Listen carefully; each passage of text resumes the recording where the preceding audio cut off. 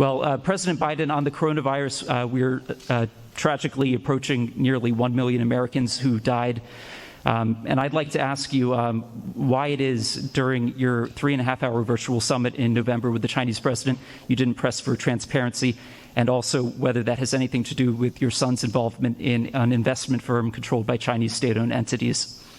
The answer is that I did raise the question of transparency. I spent a lot of time with him. And the fact is that they're just not being transparent. Transparency on the coronavirus origins. Yes. And you did during the virtual summit. Is there a reason your press staff was unaware of that? And what did you say to the Chinese president? And they weren't with me the entire time. Look, I made it clear that I thought that China had an obligation to be more forthcoming on exactly what the source of the virus was and where it came from. Yes. Mr. President, I would like to ask you about foreign policy. One of the first priority that you declared when you came to office was to end the war in Yemen, the catastrophic war in Yemen. You appointed a special envoy. Today, one of your allies, United Arab Emirates, is asking your administration to put back the Houthi rebels or militias back on the terror list. Are you going to do that? And how are you going to end the war in Yemen, sir? The answer is it's under consideration, and ending a war in Yemen takes the two parties to be involved to do it, and it's going to be very difficult. Yes. Thank you very much for this honor. James Rosen with Newsmax. I'd like to raise a delicate subject, but with utmost respect for your life accomplishments and the high office you hold. A poll released this morning by Politico Morning Consult found 49% of registered voters disagreeing with the statement, Joe Biden is mentally fit. Wow. Not even a majority of Democrats who responded strongly affirmed that statement.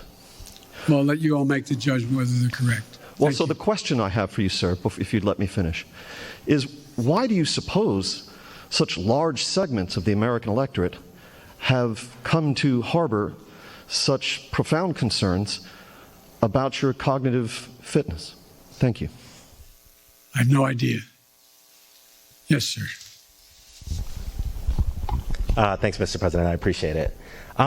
I wanted to sort of address or ask about attention that's sort of been in this press conference on unifying the country, because you campaigned on two things. One of them is being able to accomplish big things, and the other is the ability to unify the country. And even today, you've talked about sort of a different posture with Republicans. And I wonder if you still think it's possible to do both of those things.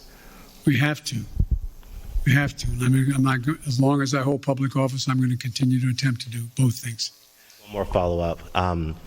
Around this time last year when you were campaigning in Georgia, I think one of the things you told people was the power is literally in your hands. You know, if voters give Democrats the House and the Senate and the presidency, that all these big things can get accomplished. And, you know, we've seen stalemate, we've seen things being stymied.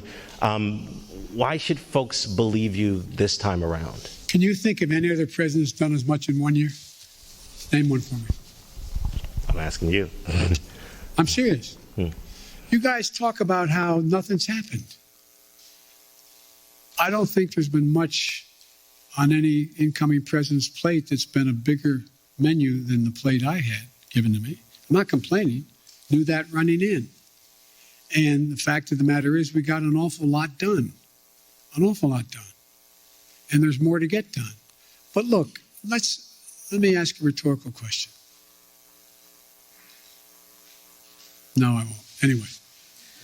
If you enjoyed this video, hit like and subscribe to our channel so you'll be sure to see similar videos from BlazeTV, with the added bonus of signaling YouTube that your voice and opinion still matters. And if you're looking for more great conservative content, check out one of the 2 videos suggested here.